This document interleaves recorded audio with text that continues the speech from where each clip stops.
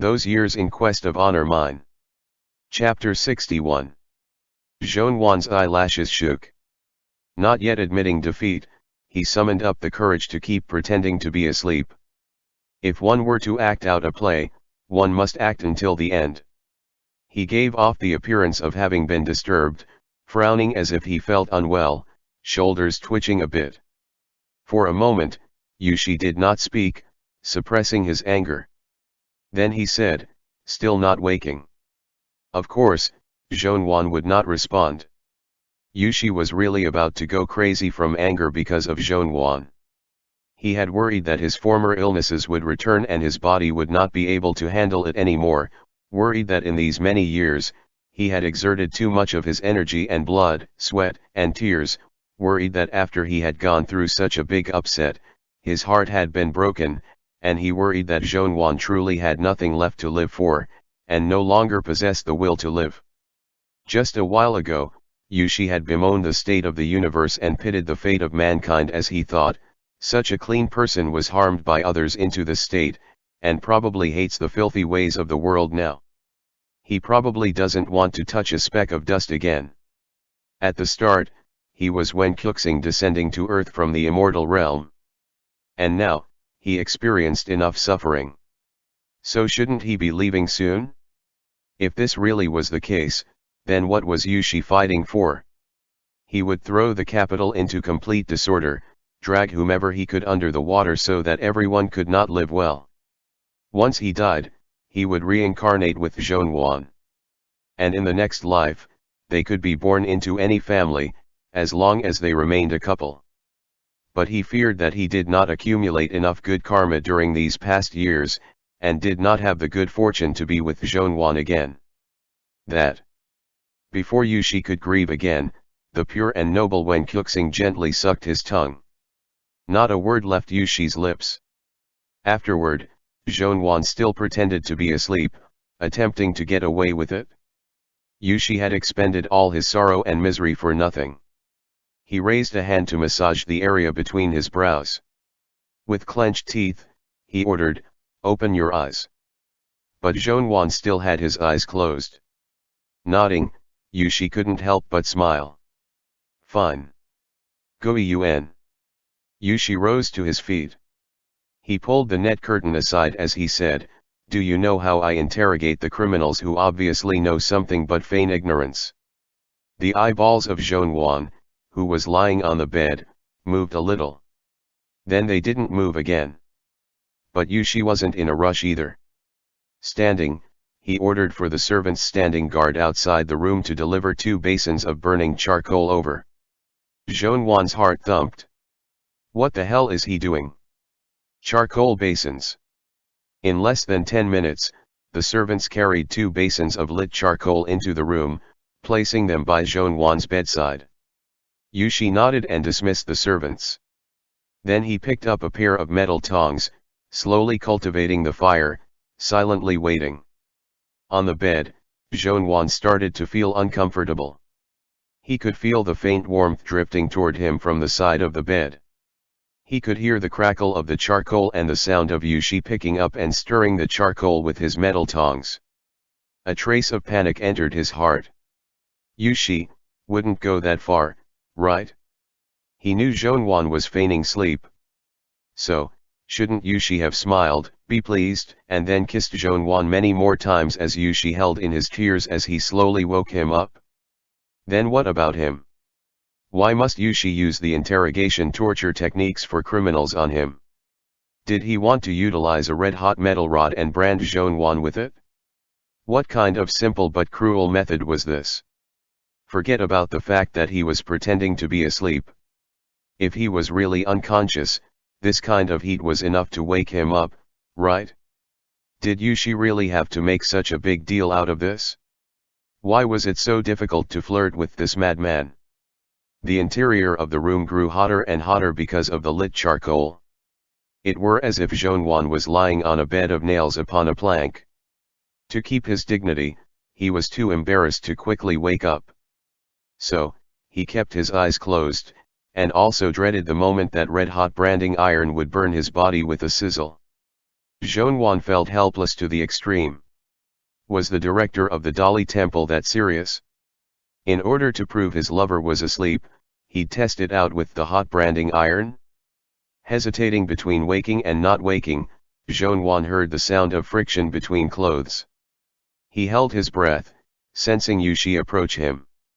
Zhonwan cried out in his heart, "I'm about to be burned. And after that, I'll have a scar." He wanted to open his eyes for a look, but he wasn't brave enough to. He wanted to jump up but found it too embarrassing. As Zhonwan was breaking down, he heard Yushi ask near whisper, "Still not waking?" Zhonwan stubbornly kept his eyes closed. Then he heard Yushi say to himself, "Looks like he really hasn't woken up yet." Before Zhonwan could let loose a breath of relief, he said in a careless manner, "Then whatever I do, you'll be none the wiser." In a daze, Zhonwan thought, what does Yushi want to do? Is he really going to burn me? Meanwhile, Yushi narrowed his eyes. He sat next to Zhonwan, lifted open the quilt and undid the first button of Zhonwan's inner garment. The Zhonwan who was lying on the bed, didn't make a peep. Yushi watched as Zhonwan's ears flushed a bit, the corners of his mouth lifting slightly. He paid him no mind and undid the next button. 1, 2, 3, 4. Since the charcoal already made the room so warm, Yushi was not afraid of making Zhonwan cold. He undid all the buttons, then he paused. Then he placed the two pieces of clothing to the side. In a flash, Zhonwan's ears reddened even more. Yushi rose to his feet and carried a basin of hot water over. He wringed dry a handkerchief, took hold of and pulled Zhonwan's hand, and carefully wiped clean one finger at a time. After wiping his hand, he wiped his arm. After wiping his arm, Yushi washed the handkerchief and drew a bit closer to Zhonwan. He wiped Zhonwan's neck for him, then went lower. Yushi did not do anything naughty yet and did not focus on any particular part of his body, but Zhonwan couldn't help but blush. After Yushi had wiped his upper body, he threw the handkerchief into the basin. He closed his eyes and placed his hand on Zhonwan's belt. During Zhonwan's sickness, he only wore a loose and thin silk belt with dark patterns around his thin waist. Let's not talk about untying it, even if one so much as touched it, it would unravel. Ears red and with his hand on Zhonwan's belt, Yushi said in near whisper, "Should I undo it?" Zhonwan's whole body went rigid. He could no longer endure it and turned to the side in the blink of an eye. Clenching his teeth, he held onto his belt. Opening his eyes, Yushi lightly mocked, "Still not waking?"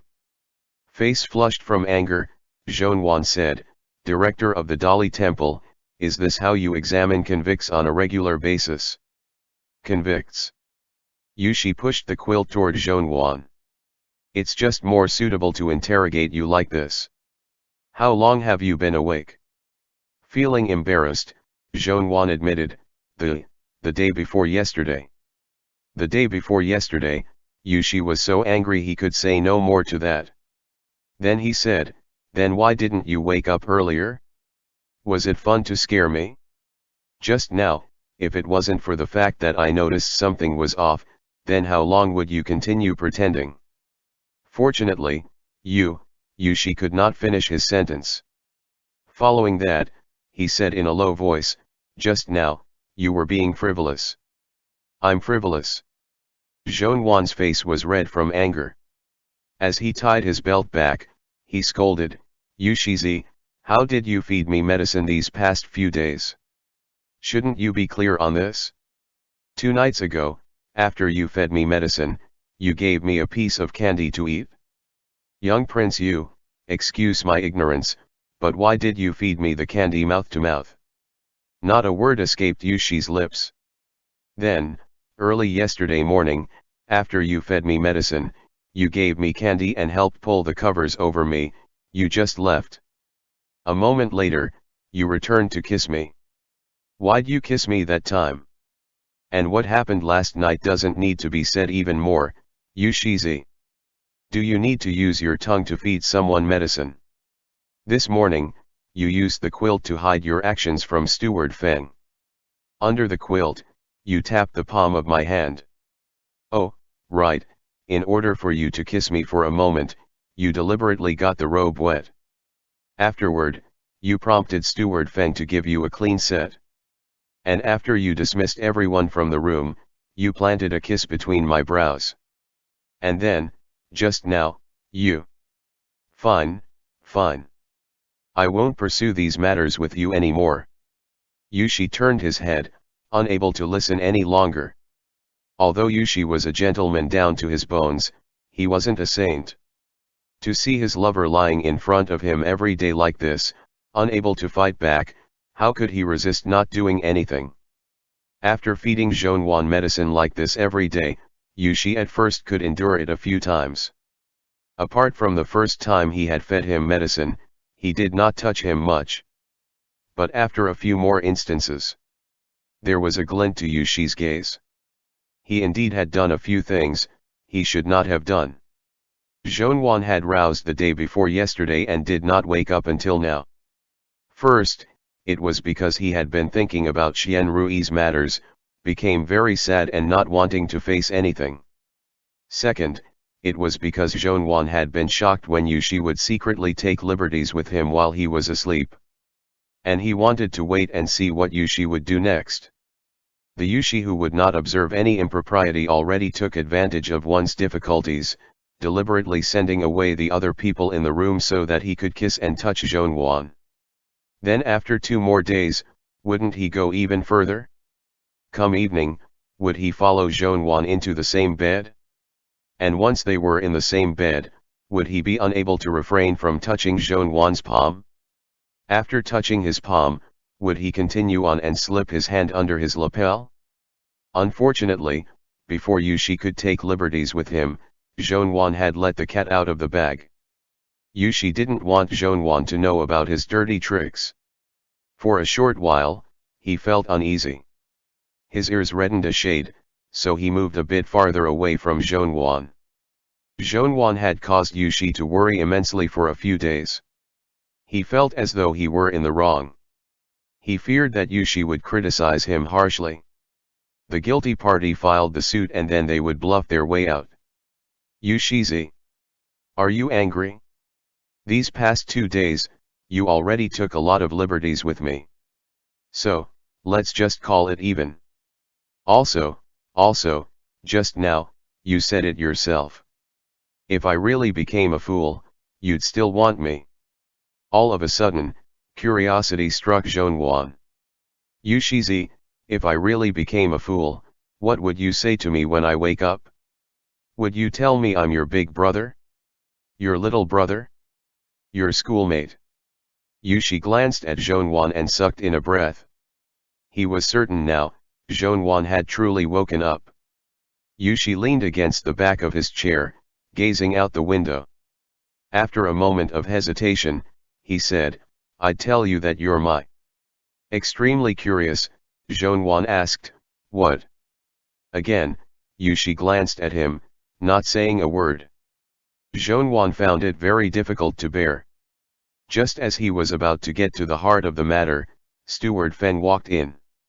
Noticing Zhongwan awake, he grew overjoyed. He approached Zhongwan to ask him about his well-being. A good while later, he finally remembered what he had come here to do. Steward Feng said to Yushi, someone from the Dali temple came to request an audience with Yushizi. Does Yushizi want to meet with him? Yushi said, tell him to enter. A short while later, someone wearing the uniform of a bailiff stepped foot within the room. He saluted to Yushi. That side sent this humble one to relay a message for Yushizi. The bit of uneasiness in Yushi's expression disappeared in a flash. He narrowed his eyes. Speak. Yushi turned his head and shot Zhongwan a glance. He explained to him, this is someone who is keeping watch on Tangming. Zhongwan furrowed his brows slightly. The bailiff said, as soon as we sent the fingertip to him, the old thing grew terrified. However, like Yushizi had expected, he did not believe it completely. He thought it was someone else's finger, that we were trying to scare him. That we were using his elder brother's life to threaten him. But for a few consecutive days, we did not ask him a thing. And that old thing grew somewhat uneasy. 2 days ago, he spoke to us and asked us what we wanted to know. Zhonwan's heart skipped a beat. He turned to Yushi. You. What did you ask him? Yushi said with indifference, I didn't ask him anything. I hate that look of his. As if he knows everyone's secrets. For this reason, Yushi sneered. I deliberately won't do as he wants. Yes, said the bailiff. That old bastard originally thought our Yushizi had a use for him and wanted to turn around and negotiate with us. To his surprise, Yushizi did not see him for a string of consecutive days. And every day, we'd send him a bloody finger without asking him a single question. Now, this old bastard has truly panicked. Today, we gave him a finger with its nail ripped off on purpose. After the old bastard had caught sight of it, he was unable to sit or stand still, and requested to see Yushizi. This humble subordinate's side sent me to ask for Yushizi's instruction. Yushi shook his head. I won't see him. Keep giving him fingers. Once there are no more fingers, there are still toes. Once there are no more toes, there are still broken ears. So that he doesn't know which part of the ear those are. Take your time. Tell him if he doesn't want to see these things, then die. He can knock his head against the wall, shatter a porcelain bowl to cut his wrists, or hang himself with his belt. It's up to him. Don't let him think I care at all about his life. When he can finally talk to me without conditions, knows he must do his best to curry favor with me, and knows that I'm not the one begging him, then I might see him. On the side, Zhonwan sighed in guilt. Compared to the current method, the way the director of the Dali temple had interrogated him before was, really too lenient. End chapter. Those Years in Quest of Honor Mine. Chapter 62. After making things clear, Yushi told his subordinate to leave. Zhonwan fell deep into thought. He blanked out while staring at the foot of the bed. Yushi knew the other had many things to ask. He didn't rush him and merely waited quietly. Yushi had taken care of Xian Rui's situation by himself. He actually wasn't sure if Zhonwan was in agreement or not with what he had done. Zhonwan had been sick for over a month straight. He had lost a lot of weight, becoming practically skin and bones. One could see the bones of his shoulders sticking out through his middle garments. His thin shoulders were holding up the entirety of Prince Ning's estate. Yushi gazed at Zhonwan. The resentment in his heart dissipated. It was enough that he had woken up, free of sickness. Even if Zhonwan begged him to fight for Xian Rui's princely title to be returned, Yushi wouldn't be the slightest bit dissatisfied. Yushi waited a moment more. Zhonwan still didn't speak a word. Yushi started feeling a bit uneasy. This person. What was he actually thinking about? What request couldn't he directly express?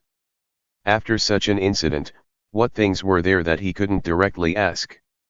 Yushi couldn't keep it in anymore. What do you want to ask me? Zhonwan paused for a moment. Huh? Yushi furrowed his brows. What have you been thinking about all this time? Zhonwan guiltily looked in a different direction. He pursed his lips. I was guessing how you would lie to me if I really became a fool. Yushi. He had been overthinking again. I would lie and say that we were childhood sweethearts, that after your family encountered trouble, I was the one who brought you here. That we grew up together. Yushi's own teeth felt sour as he spoke. However, this was exactly what Zhonwan wanted to hear. He could only speak faster. I would deceive you, telling you that you were deeply in love with me and that you always gave in to my demands. Good enough. Zhonwan lowered his head and laughed quietly. Then he laughed so hard he started coughing. But Yushi couldn't help the twinge in his heart. How wonderful it would be if this were the truth. In a low voice, Yushi said, a few days ago, while you were sick, I told you about Xian Rui's situation. I don't know if you actually heard me or not. Do you think this punishment is? Zhongyuan said, very good. Yushi relaxed. Xian Yu's inheritance of the title can't be rushed. I'm still coming up with a plan. We'll talk about that later. Zhongyuan shook his head. It isn't an easy task. Don't force it. The reason the emperor allowed you to arrange everything this time is because you happen to have the same idea as him regarding the removal of Xian Rui's title. If you were to give it back to Xian Yu, the emperor wouldn't be willing. Drag it out a bit first. If it's not possible, then never mind. Yushi didn't take the credit for this. Recently, Beijiang has been unstable. The emperor is fatigued. He originally didn't have the energy to take care of Xian Rui's matter and was more than willing for me to take care of matters on his behalf. Zhongyuan paused. I heard someone mention the situation with the Baidi tribes a few days ago. Don't they just plunder the border occasionally? Have they caused more trouble? No. 3 months ago, the chief of the Baidi tribes passed away. His youngest son inherited the role of chief, but isn't capable of fighting his older brothers. He can't afford to keep his own people alive, which is why he harasses the border, Yushi said in a low voice. There aren't that many people in the Baidi tribes anyways. We just have to push them back. These are all trivial matters. After the civil unrest within the Baidi tribes passes, when those who need to die have died and the survivors are capable of being responsible rulers, things will get better. Back then, Prince Ning had died in Beijiang. After that battle, the Baidi tribes had suffered great losses. 7 years of rest later, their population and army still weren't even at half of their original numbers. If they were having an internal feud now, it was true that it would be impossible for them to cause any significant trouble. Upon hearing this, Zhongyuan nodded. Hopefully so. As they spoke, the imperial doctor outside heard that Zhongyuan had woken up, so he wanted to come in and check his pulse. Yushi ordered him to come inside. The imperial doctor took Zhongyuan's pulse and asked him a few questions. Upon noticing that Zhongyuan was still slightly feverish, he didn't wish to prescribe medicine, he still wanted to use acupuncture. He asked for Yushi's opinion.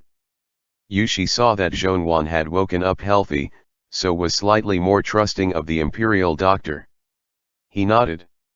The imperial doctor grabbed the medicinal kit from his assistant's hands. As per Yushi's rules, he told the assistant to wait outside. The imperial doctor arranged the silver needles himself and stood next to the bed, waiting. 10 minutes later, the imperial doctor hadn't moved and was waiting still. Zhongyuan, who had positioned himself properly, stared at the imperial doctor. The imperial doctor stared back at him. Then he glanced at Yushi, confused. Yushi furrowed his brows and asked, "Why are you looking at me instead of inserting the needles?" The imperial doctor said, I am waiting for Yushizi. Doesn't Yushizi usually avoid watching? Or turn around? The imperial doctor was quite innocent. Aren't these the rules that you yourself said, Yushizi? Yushi glanced at Zhongyuan, then offhandedly picked up a book to read. He did his best to make his words sound less deliberate. A few days ago, the patient confessed his feelings to me. Thus, from now on, I no longer need to avoid watching. Zhongyuan, who was sprawled out on the bed, was speechless. The imperial doctor froze in place. Yushi thought that the imperial doctor didn't believe him, so furrowed his brows. Would I lie to you? He really did tell me. It was Zi Jin from the Book of Songs. You should have read it before, right? Oh, you with the blue. Enough, enough. Zhongyuan had a breakdown. Don't recite the poem. Yushi did as he said and shut up. The imperial doctor once again grew shocked by the strictness of rules in the estates of noble families. He gulped. All right, then. Young Master Zhong can undress. Face aflame, Zhongwan took off his middle garments and threw them off to the side before lying down. Only now did Zhongwan understand why Yushi hadn't closed his eyes before taking off Zhongwan's clothes earlier. It was because he had automatically assumed that their relationship was one step closer than before. He felt that he could see Zhongwan's upper body now. Since Zhongwan had woken up, Yushi had first dealt with Tang Ming. Shortly after, the imperial doctor had arrived. The two of them didn't even get any time to exchange private conversation. Thinking back now, Zhongwan felt a bit embarrassed about what had happened before he had passed out. Bringing up the overdramatic things he had done and cringe-worthy words he had said in his youth now, made him feel quite ashamed. They weren't young anymore. Things were fine as long as they understood everything in their hearts. They should merely kiss as they wished, do those things as they wished. There was no need to bring up those overdramatic things anymore. Naturally, this was solely wishful thinking on Zhongwan's part. Obviously, Yushi really wanted to bring them up. Previously, I said that it was necessary to listen to his opinion about which treatment plan to start, the fast or the slow. That won't be necessary anymore, Yushi suddenly said, staring at the imperial doctor. From now on, I'm capable of making the decisions regarding his illness. The imperial doctor hurriedly said, yes, yes. Yushi added, as for why, I already explained earlier. Zhongwan buried his face into his pillow. Yushi wanted to say something more but stopped himself. Instead, he said, if imperial doctor hasn't read the book of songs before, that's all right, too. I'll just give you a copy later. Nervously, the imperial doctor said, that would be great. Many thanks. Thank you, Yushi-zi, for the gift. Yushi nodded. When you have nothing to do, read more books. Zhongwan was close to death. He wished he could simply tell the imperial doctor to stab him to death with the needles. Fortunately, another person from the palace suddenly arrived to summon Yushi away again. The court was unstable. There was also trouble in Beijiang. Actually, none of these matters had anything to do with Yushi, but Emperor Chang'an had previously received Yushi's promise and now desired for him to start involving himself in politics. He summoned Yushi regardless of how trivial the matter was. On the other side, Yushi tortured Tang Ming daily with bits and pieces of the old corpse. However, he hadn't forgotten Tang Qin either. Tang Qin was in the palace. He naturally knew that Tang Ming had deluded Xian Rui and consequently had his lair annihilated. But from start to finish, he hadn't heard any news about Tang Ming. Tang Qin believed that Tang Ming had definitely managed to escape capture. Yushi similarly didn't waste his words on Tang Qin. The day he had imprisoned Tang Ming, Yushi had removed all of Tang Ming's belongings. He then told his subordinates to pour blood over the clothing and send a different article of clothing into the palace to Tang Qin each day. Just like Tang Ming, Tang Qin had initially been unaffected. He seemed apathetic. Additionally, he was constantly on guard, prepared to respond to a variety of threats. However, nobody bothered him. The blood-stained clothes got sent in one after the other. Tang Qin finally couldn't bear it anymore. He started taking the initiative to contact those outside the palace, but all his messages disappeared like stones in the ocean. This time, Yushi had acted harshly and killed all of Tang Ming's people. Tang Qin couldn't find anyone. Tang Qin understood that this was Yushi leaving him hanging. He bore it for a few more days before ultimately realizing that he had no other options. He took the initiative to ask someone to bring a message to Yushi. That day, Zhongwan had still been unconscious. Yushi didn't have the energy to worry about anything else. He told Tang Qin to get away and mind his own business. The old eunuch had never encountered such a person before. As such, he momentarily didn't know how to respond. After being ignored for several more days, Tang Qin finally couldn't bear it anymore. He once again asked someone to bring Yushi a message. After morning court, Yushi got held back by Emperor Chang'an again to discuss business. The spy bringing news for Yushi couldn't find him and was also in a rush. Steward Feng thought about it and decided to simply bring him into the inner courtyard. He brought him to Zhonwan. Zhonwan was bewildered. What's wrong? It's Yushi's subordinate. He says he has urgent news to share with Yushizi that can't be delayed in the slightest. Steward Feng told the spy, telling young Master Zhong is the same as telling Yushizi. After saying this, Steward Feng retreated. The spy bowed to Zhonwan before whispering, the old eunuch in the palace wants to know news about Tang Ming. He says he's willing to offer heir a favor. Zhonwan asked, what favor? The spy said, the old eunuch stated that yesterday, someone from Beijiang contacted Fifth Highness. Zhonwan was stunned. The Baidi tribes. Yes, a subordinate of the Baidi chief, the spy responded. I don't understand the details. I only heard that this Baidi chief is extremely useless. After inheriting the title of chief, he's been having a very rough time. His elder brothers have taken turns bullying him. In the past few months, he's been wandering from place to place, bringing all his subordinates with him on his repeated migrations. He's already been pushed to the border. Zhonwan nodded. Heir mentioned this to me once. Why was he contacting Xianqiang? The spy said, he spoke very ambiguously. I didn't understand, so can only quote him. The chief of the Baidi tribes asked Fifth Highness if he wanted the story set in Beijiang 7 years ago to be repeated. Zhonwan's gaze darkened. Zhonwan did his best to appear unbothered. Did he say anything else? The spy shook his head. No. I suspect that this old thing knows other things. Right now, he's already become Imperial Consort Yu's trusted subordinate.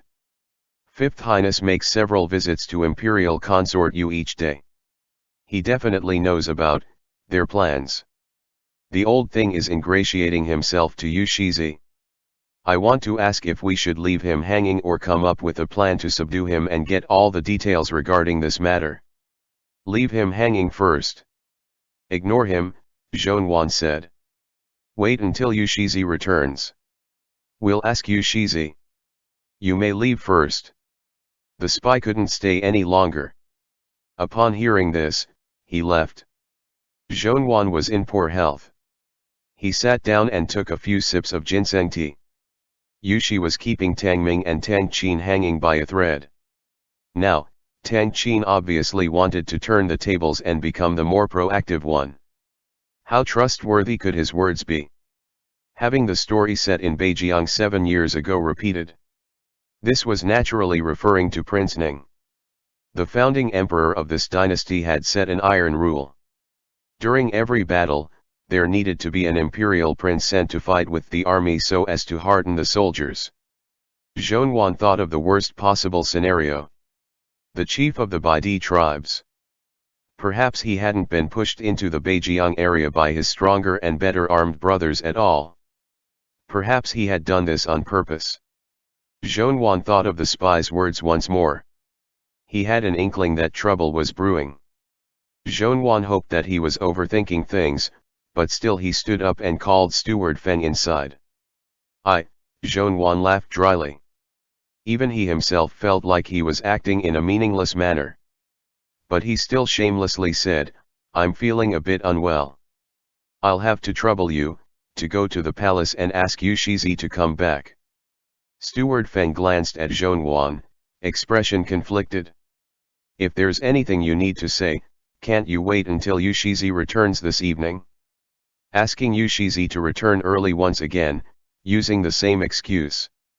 Yushizi isn't an idiot. How could he believe you?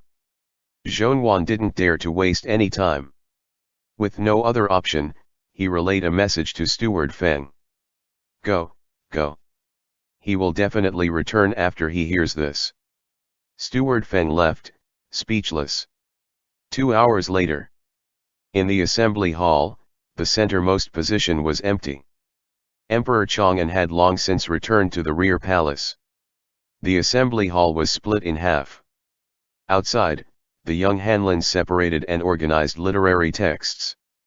Inside, the senior cabinet members sat in the warm room, taking care of government business.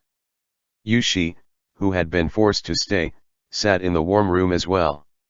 He accepted the documents that had already been reviewed by the senior cabinet officials and looked them over one by one. Imperial princes or trusted young princes of the first rank all learned this way when initially starting to listen in on political discussions. Now, Yu Shi had been sent here too. The senior cabinet officials reached an unspoken agreement and accepted this outsider, Yu Shi. A little eunuch peeked his head in from outside the warm room to look around. After waiting for half an hour, he still didn't notice Yu Shi exiting. With no other choice, he could only bow and walk into the warm room. As soon as he did so, he got swept out by the horsetail whisk of the eunuch waiting on the officials inside the room. The little eunuch clenched his teeth and scurried in again, saying, "I have important news from Prince Yu's estate to share." Nobody else dared to stop him again. They allowed the little eunuch to enter. The warm room was silent. Only the footsteps of the young Hanlins and the sounds of pages flipping could be heard. Yu Shi set down the document in his hand and lowered his voice. "What now?" The little eunuch softly stated with a conflicted expression, Young Master Zhong doesn't feel well." The senior cabinet officials in the warm room worked on their own tasks, but all of their ears were perked up. They almost wished they could scoot closer to hear more clearly. That young Master Zhong again. Yu Shi scanned everyone else. Forcing down the inexplicable and indescribable happiness in his heart, he expressionlessly asked, "You didn't tell him I was busy?" The little eunuch said with a pained expression, "I did." "Since you did, leave." Yu Shi picked up another document. "Tell him that I'll naturally return to the estate to accompany him when I'm done with my business here." The little eunuch didn't dare to leave. Yu Shi did his best to keep the corners of his mouth from quirking up. "If he doesn't feel well, tell him to find the imperial doctor. To have to see me every time he feels unwell, what kind of bad habit is that? Who spoiled him?" The little eunuch stuttered, "We did send for the imperial doctor already." Yu Shi practically couldn't hide the amusement in his eyes anymore. He tried to keep his expression cold. "He's refusing to eat his medicine again? Wants me to feed him again?" The senior cabinet officials cringed, but their ears were still perked up. The little eunuch's face was twisted in a grimace. "Yu Shizi, please stop asking." Yu Shi simply wanted to hear Zhongwan being shameless to him. How could he not ask? He picked up a cup of tea and calmly said, "If there's nothing important, never mind." There is. With no other option, the little eunuch plopped onto his knees on the ground. While having a breakdown, he said, "Young Master Zhong said the imperial doctor found a happy pulse when examining him. He told Yu Shizi to return and check on him no matter what." Yu Shi choked on a mouthful of tea. At the same time, half of the people in the warm room started coughing in sync. End chapter. Those Years in Quest of Honor Mine. Chapter 63. The little eunuch felt wronged. He told him not to ask, but he just had to ask. And Yu Shi even had to ask in front of so many high-ranking officials. Steward Feng had said to secretly inform Yu Shi. Great. Now everyone knew. A happy pulse. Your ears aren't playing tricks on you. What said was really a happy pulse. Isn't young Master Zhong that Zhong Gui Yuan? Isn't he a man? How could he be pregnant? Zhong Gui Yuan. I know him. That year, he was the Wen Kuxing who almost had first rank in all 3 exams. Even if he is Wen Kuxing descending to the mortal realm, he still shouldn't be able to give birth to a child. No matter if it's real or fake, one would fear that the imperial physician who diagnosed him cannot return to the Imperial Academy of Medicine. He cannot return. Once the happy pulse appears, things cannot return to as they were in the past. Yushi's mind went blank. He suspected that he had gone mad again. Was he going hysterical right now? All of a sudden, Yushi's hearing ability grew 10 times more acute than normal. In the warm room, he could hear all the whispers of the low-ranking eunuchs and the low-ranking academics of Hanlin Academy, making his head ring. The little eunuch who had delivered the message still knelt beside Yushi's feet. Sobbing, he said, "Yushizi, this matter is sudden. No one in the estate could have foreseen this. Your honored self should hurry back." Everyone in the warm room looked at them. Even senior cabinet official Sun, a member of the emperor's cabinet who was over 70 years old this year, set down his brush. And he stared at Yushi nervously. Everyone waited for Yushi's response. His eyes grew bloodshot. Countless thoughts flashed through his mind. He did not want children at all, but what if Zhongwan wanted children? Then they'd have some. Yushi tried his best to look normal. With a calm tone he said, "That's very good." He listened to the gasps of everyone around, and instinctually wanted to defend Zhongwan. And he acted as if he were attending a state banquet or other type of state event, explaining as though he were talking to himself, "This is very normal. People would get pregnant. What's new about that?" The little eunuch's face turned purple from holding himself back.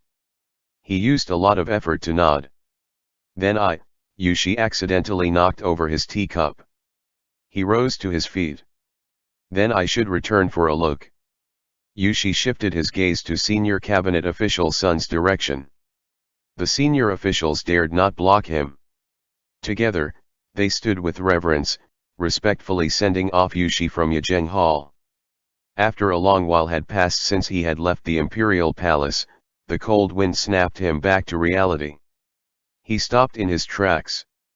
Zhongwan angered him so much that his lungs hurt. He struggled and hesitated a few times over whether he should return and explain to those people. "Yushizi? Yushizi?" Yushi had clutched his right hand with immense force, his joints crackling. He shook his head. "It's fine. When one is clean, he does not have to show it to others. It's fine." In the side courtyard of Prince Yu's estate, Zhongwan anxiously waited for more than 1 hour before Yushi finally arrived. Zhongwan noticed that Yushi's expression seemed to be off.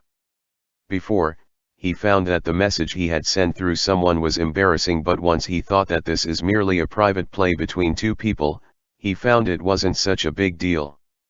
As long as they didn't embarrass themselves in front of outsiders, what's there to be afraid of? Filled with grievances, Yushi stared at Zhongwan. Furthermore, he was too embarrassed to inform Zhongwan that all the senior officials of the emperor's cabinet knew about his pregnancy. The two met gazes. And they skipped over what had occurred. Yushi took a seat at the side and said in a low voice, "Just what happened?" Zhongwan relayed everything the spy had told him earlier. After falling silent for a while, Yushi muttered, "What had happened 7 years ago? What does that mean?" Zhongwan said, "Previously, you briefly told me about some matters regarding the Baidi tribes. I'd like to ask you this: has the current chief of the Baidi tribes ever fought against his elder brothers?" Shaking his head, Yushi replied, "No. After the previous chief had died, a few of the older sons led their own troops and separated from the royal tent. They are afraid of each other, and are eager to occupy the grasslands they're most familiar with. No one would make bridal attire for someone else, and be the first one to rebel." Zhongwan said, "In other words, as long as his brothers don't work together, they aren't guaranteed to defeat the new chief." "Yes. No matter how useless this new chief is, the previous chief set aside troops for him. The new chief hasn't fought in a war yet," muttered Zhongwan to himself. "Why would the new chief of the Baidi tribes take the initiative to rush to our northern border, where there are enemies at the front and back?" For a while, Yushi did not speak. Then he said, the news from the border stated that the chief ran away due to fear of his brothers. Therefore, he was forced to move southward. But those circumstances aren't so desperate to warrant such an action. To move south is the worst plan, said Zhongwan. The south is ours. To the north are his brothers who harbor malicious intentions. Before a war even started, he retreated all the way to the south here. It seems somewhat far-fetched. After hesitating for a while, Yushi said, I also thought this. However, the news from Beijiang might not be accurate. Perhaps they had fought in a war. Perhaps the chief of the Baidi tribes has less troops in possession than we thought. Perhaps he took the initiative to move southward and wanted to find a way out of an impasse, said Zhongwan in a soft voice. Yushizi, I have a foreboding thought. Do you want to hear it? Yushi hinted with his eyes for him to continue. Whether or not you have frightened Tang Qin, currently he has taken the initiative to show you goodwill, and sent this message to you at the start. There's a 90% chance it's trustworthy. And this isn't the first time he's shown you goodwill. If this news is fake, then from now on, there's no point in talking to him. If this news is true, that what happened 7 years ago is happening again in Beijiang, then that means war would break out. Which parties would war spark between? Us and the Baidi tribes. For the chief of the Baidi tribes to court disaster like this, that means he's trying to catch our attention, so that we would make the first move. But the brothers of the new chief are still in the north. Moreover, the people who are disturbing our border are the troops under the chief's command. If we fight them, we'd only be fighting him. In what way is he trying to bring calamity to us? Even if they're able to retreat immediately once our troops are on them, splitting open a path so that we can attack farther north, how could he control the entire situation? At present, the military might of the Baidi tribes cannot compare to ours. In our eyes, there's no difference between that chief's people and the other people of the Baidi tribes. No one would care whom these people actually belong to. Once war breaks out, is he not afraid that we would exterminate them all? He is afraid. That's why he doesn't dare to disturb our border too much. He only has the guts to loot and plunder but not slaughter. He's afraid of drawing our complete rage. Yushi drank a sip of tea and said in a low voice, for this reason, he wants to cooperate with someone who has the same intention as him, said Zhongwan near whisper. Someone like Xian Qiang. The new chief of the Baidi tribes certainly knows our situation. He knows our emperor is aging, knows that we have yet to have a crown prince. And he knows the vague situation of our imperial princes. He's willing to be the sword that one of these princes will borrow to use against others. Of course, when that prince achieves success, the chief of the Baidi tribes would also receive what he wants. Perhaps Xian Qian would use his people from the court, and together, they would push the idea of sending our troops to help the chief of the Baidi tribes eliminate his elder brothers. Or even more straightforwardly, once our new emperor ascends the throne, he would lend our troops directly to help that chief unite the grasslands. Yushi knocked lightly on the desk. What kind of ability does this chief possess, to have the confidence in being the weapon a prince uses as he competes for the crown prince position? He has the confidence, said Zhongwan lowly. Our founding emperor has a fixed law. That if war breaks out, there must be a prince accompanying the troops to raise the army's morale. Yushi narrowed his eyes. I estimate that the chief doesn't even have 50,000 people in his army. Even if Xian Qian comes up with a plan to have Xianjing go out to battle, even if the chief gives his all, I'm afraid he can't shake up our military forces. So? No, said Zhongwan. The chief would not attempt the impossible. Expending all of his army's effort just to kill a prince that's accompanying an army? No way. Moreover, the loss would be too great. The chief of the Baidi tribes doesn't need to personally go into battle and suffer. On the contrary, he can curry favor with the commanding general that comes. He just needs to sacrifice a few thousand people, and let our army slaughter those people, allowing the prince accompanying the troops to accumulate military contributions. Then he'd give off the appearance of suffering defeat after defeat, giving the prince a beautiful military success. Afterward, he'd pass a few letters that seem true at first but are actually fake. Then, as Zhonwan recalled the matters of the past, he felt more grief and indignation. Once he had calmed down, he said, then, according to their plan, those letters would be sent to the court. Zhonwan turned to face Yushi. Yushizi, at that time, who would be the traitor to this nation? Yushi fell silent for a good while. Then, he said in a low voice, back then, Prince Ning died from the same method. Zhonwan did not speak any further. He gazed out the window, and after a long period of silence, he said, naturally, this is only my guess. I don't know what happened to Prince Ning back then. However, I think I'm at least 80% right about the chief of the Baidi tribes. Yushizi, do you believe me? Setting the teacup down, Yushi said, I believe you. However, there's one thing. I don't think your guess is guaranteed to be true. Startled, Zhonwan thought he had been thorough with the formulation of his theory. What did he miss? Yushi's gaze fell upon Zhonwan. As long as a prince is accompanying the army, then it's fine. Why do you think Xianqian will try to push Xianjing into battle? Zhonwan's heart skipped a beat. Shocked, he said, then could it be?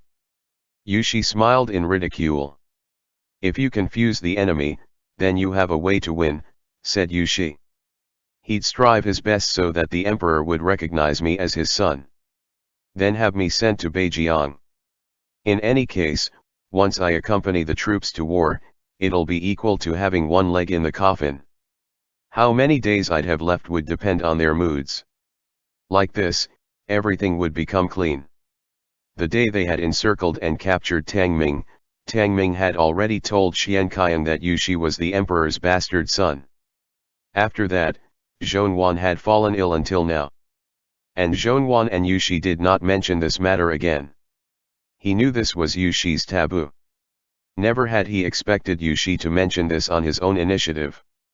Yushi glanced at Zhonwan and said cold enough to freeze, at that time, you'll have to carry my posthumous child and remarry.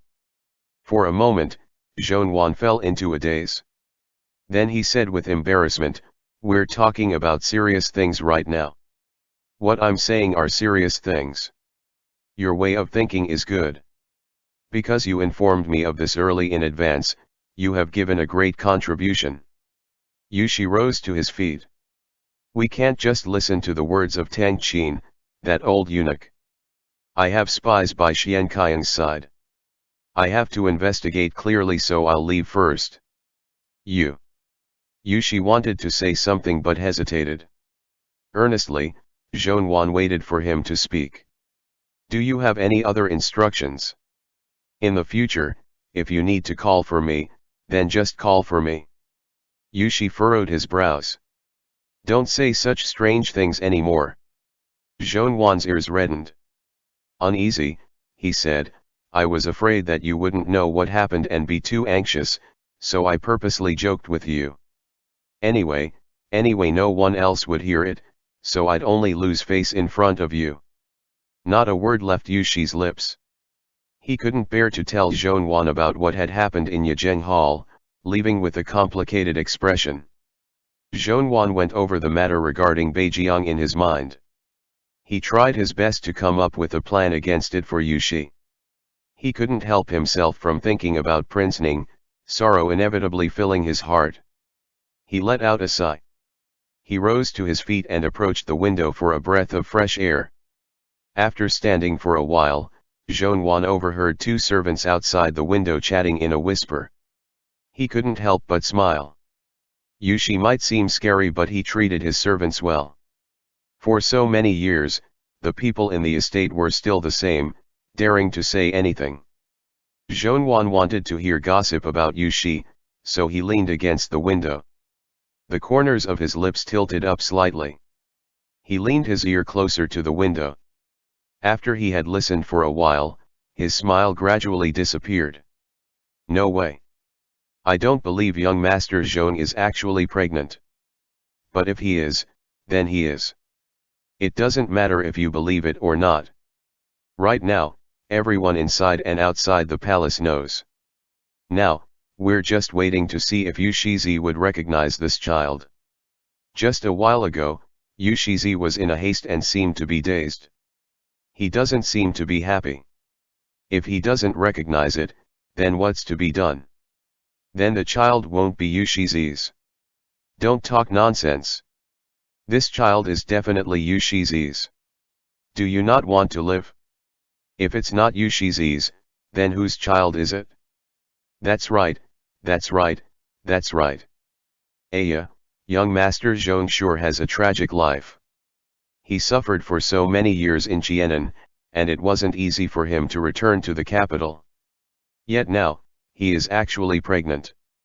Life has significant ups and downs. Such is life. One's life is predetermined by the heavens. Those who ought to be pregnant will become pregnant. Who would have foreseen this? Young Master Zhong ran away for 7 years, but ultimately could not escape from Yu Shizi. He could not escape, having a child. He was destined to be pregnant, and is destined to give birth. Then he'll have a steady position in our estate. And no one could ever shake young Master Zhong's position in this estate again. In the end, our Yu Shizi is impressive.